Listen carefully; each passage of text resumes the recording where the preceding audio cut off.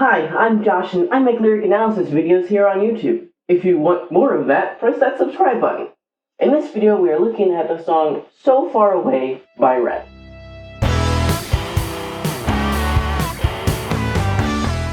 So Far Away is today's song of the day from my other project, Christian Rock Song of the Day, and was requested in the comments on a previous video. I pulled some strings to make this work as I run both projects, so I make the rules, so I pick the fools, and I know it won't be me. List that song reference down in the comments.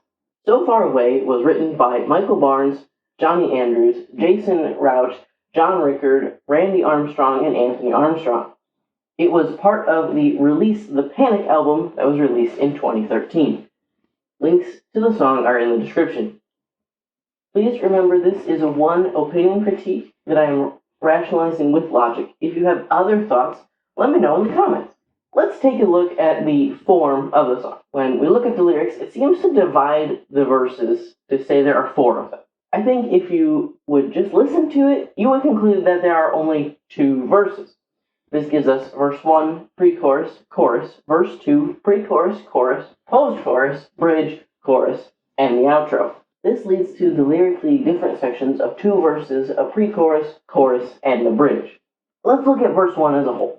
I am right here with you, I couldn't be more close, pretending that I'm in this moment, when I'm only a ghost. I listen to the words you're saying, words I'm fighting to believe. It's like I'm living from a distance, where you're out of reach. This starts with the idea that the singer couldn't be closer to the subject. Before getting into the evidence that they are pretending to be in the moment, you start to get the idea of someone knowing what they need to do, but not wanting to do it. This breaks down a little bit with the fighting to believe line. If you want to believe the words, then why is it pretend to be in the moment? Also, I do think the ghost line is describing the feeling and not the literal state. The verse ends with the living from a distance idea, but the imagery is more like they're living outside of themselves. As they started, they are right there with the subject, but still out of reach. Honestly, I could go back and forth on this for hours, but I think the things that truly bother me are the pretending to be in the moment, but fighting to believe the words. That feels very contradictory to me, but overall you still get the image of feeling out of reach, but wanting to be close. This leads us to the pre-chorus. I want to feel it when I mean it, when I say it. Can you hear me at all? This is tricky as well. Let's look at it in reverse. The question is, can you hear me? This stems from the feeling of being far away, a chasm separating you. So the line before is a statement that I mean the question is real.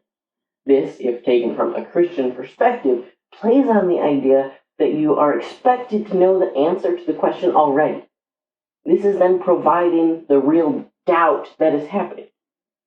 But the first part I don't get. I want to feel it. Is this wanting to feel the answer? Is this wanting the subject to feel the question? I suppose it is a desire to feel the answer, as that also leads to the idea of already knowing it. I don't love this pre-chorus, but I do think it works to get that feeling of confusion across when you do stop and actually think about it. This leads into the chorus very well, as expected from a pre-chorus. And I feel so far away from everything, outside, wondering when I got lost. I throw my arms up in the air. Why do I disappear? How can you or love be so close when I'm so far away? This really does expand on that struggle of knowing the answers, but not feeling them to be true. Far away from everything, throwing your arms up to get noticed just makes you feel more invisible. And you know the love is right there, but you can't feel it. There's the real answer to what you want to feel. The love. I'm not sure I get the point of the word outside here. I get the idea of looking for where you got lost along the way, and maybe it is to pull that imagery of wandering outside, but I don't think that adds anything to the song. Overall, though, this is what you would expect from a chorus. It is that continued explanation of feeling so far away especially while you know how close the love is. Here is verse 2. Remember when you found me drowning, pulled me from the deepest ebb. I promised I would never leave you, but now I'm drowning again. It's killing me with every breath, witnessing the life I've left. Only you know who I am. I'm reaching out my hand. This feels much more direct than the first verse. We see the drowning imagery and the promise to not go back to the dark things. We also see the failure to keep that promise and to cry out for help again. The metaphor here is that drowning, this time, is from knowing that when the singer returned to the things that were killing them, they left behind the things that gave them life. This verse, I think, is very solid, and nothing is really bothering me about it. After this, we see another pre-chorus. Nothing really new there. We also see a chorus. I do want to say that I like the connection in the imagery with the reaching out. The chorus has the arms being thrown up, and the way that looks is very different when it's connected to verse 2 with the drowning and reaching out to be saved. After that, we see a post-chorus that's really just more, I'm so far away. We come to the bridge, and this is where things start to really fall apart for me. I don't want to waste time living a half-life. Are you listening? Now give it back to me. I remember everything the way it used to be. Yeah, give it back to me. Yeah, give it back to me. I hear your voice, but inside I'm lost.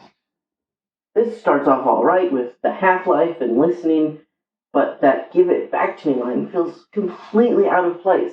Nothing before this point was taken from the singer. Verse 2 has the line, witnessing the life I've left. That is a choice, not something that was taken. Is this a demand to be given back what was left behind? The singer remembers how life used to be, but again is demanding to be given it back. And even this last line, that the singer hears the voice but is still lost inside. In this context, it sounds like the singer has to simply walk back to the voice. Why is there a demand to have it given back?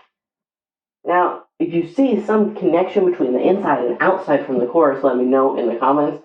I feel like there could be something there, but I just can't find it. This song closes out with another chorus and an outro that is more I'm so far away and some yes. Overall, this song is really good at drawing on those emotions of someone struggling in their faith walk. Verse 1 has some slightly odd stuff going on, but not enough for me to really say the whole song is bad. I still can't get over the bridge, though. It feels so different and demand-driven. If you omit the bridge, I think the song really is fantastic. But what are your thoughts? Do you see something different in the bridge?